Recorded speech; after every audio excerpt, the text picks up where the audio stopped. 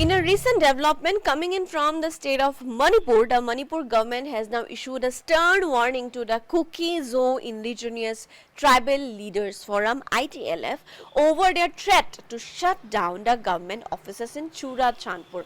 Calling the ITLF statement illegal, the government has now emphasized its commitment to upholding the rule of law and has cautioned against any attempt to force compliance with the ITLF directive. In response to the situation, however, the government has also highlighted on the ongoing effort to support the internally displaced people who are living in the relief camps, including the imminent disbursement of financial aid for clothing and personal belongings. And additionally, with that, as the CBSE exams are going on and the state exams are also approaching, the government has underscored the importance of maintaining normalcy and continuity in public services. It has emphasized on no work, no pay policy. The government has warned that any employee failing to report to duty will not receive their salaries. And furthermore, in the very decisive move, the government has stated that any attempt to enforce this directive of ITLF will bring in necessary legal action. However, the ITLF had previously issued an ultimatum to the state government regarding the suspension of head constable Shyamlal Paul, who was accused of training an armed group known as Village Defense Volunteers. However, the government has made it clear that it will not yield to the ultimatum or unlawful demands, reiterating its commitment to follow the law and order in the state.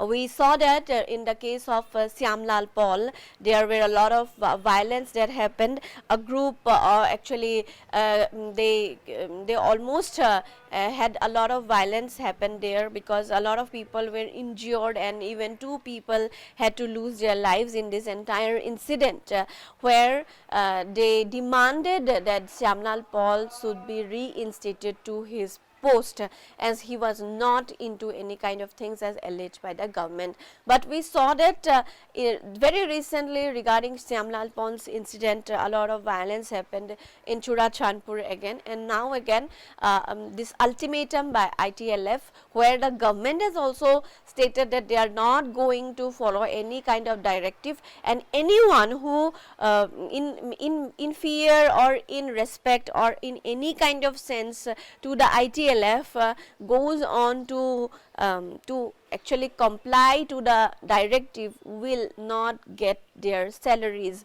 No work, no pay policy has been emphasized by the government in Manipur. So that is what is coming in lately from Manipur. Although quite something, we can see that a lot of things have got back to stability. Some peace also has been seen.